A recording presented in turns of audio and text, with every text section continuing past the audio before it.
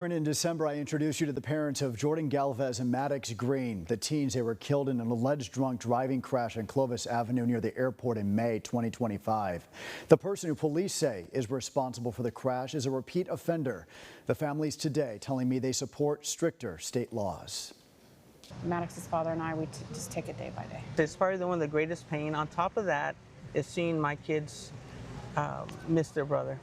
On May 2nd, 2025, 19-year-old Jordan Galvez and his best friend, 18-year-old Maddox Green, were killed in a crash here at Clovis and Shields Avenues in Fresno. It's only been 9 months. Jordan and Maddox's families still experiencing the firsts without them. Friday is Jordan's birthday. It would have been his 20th birthday. We had to get through Thanksgiving and Christmas and New Year's, without him, and that was rough. Behind the wheel, Jaigat Singh. Investigators say Singh was on probation for a DUI conviction in 2023 and was driving a stolen vehicle the night of the crash. He pleaded not guilty to murder charges. It's because of preventable crashes like this that Republican Assemblyman Tom Lackey from Palmdale authored 3 bills to crack down on repeat drunk driving offenders, partnering with Democrat Assemblywoman Cotty Petrie Norris of Irvine and Democrat Senator Bob Archuleta. The families who suffer the results of these kind of tragic outcomes are across the board on every socioeconomic level, every political level, every spiritual level. It doesn't pick and choose. One of his proposed bills would increase the points from 2 to 3 for a deadly drunk driving conviction, bringing repeat offenders closer to getting their license suspended or taken away. The other would allow for a felony or misdemeanor charge for a second offense of a DUI within 10 years.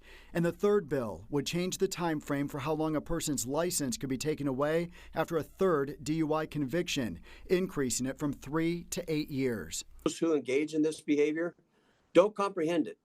And we need to send a message that helps them comprehend it. Lackey, a former CHP sergeant, knows firsthand the devastation caused by drunk drivers. Where I've actually had to tell family members that the worst has happened. We had parents show up at the scene, and their very young son was involved in a fatal DUI crash. There was multiple fatalities, and the emotion that was expressed there was unforgettable.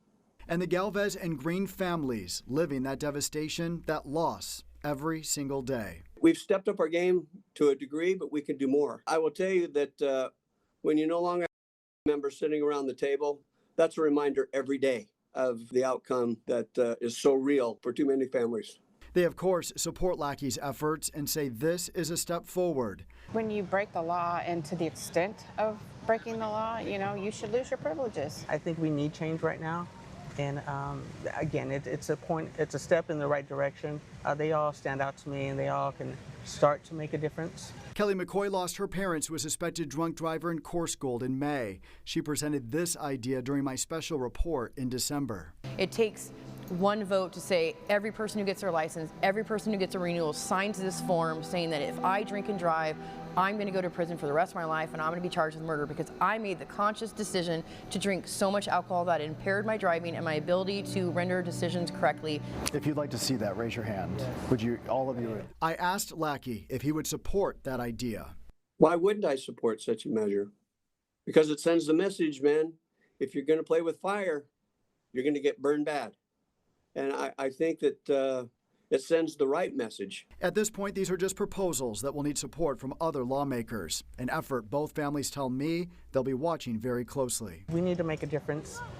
It's more than just, this happens and we bury our kids and then that's it. No, we need to make a change. Anytime that we can keep this in the forefront and they can keep fighting on behalf of the community, to make our streets safer, then I applaud their efforts.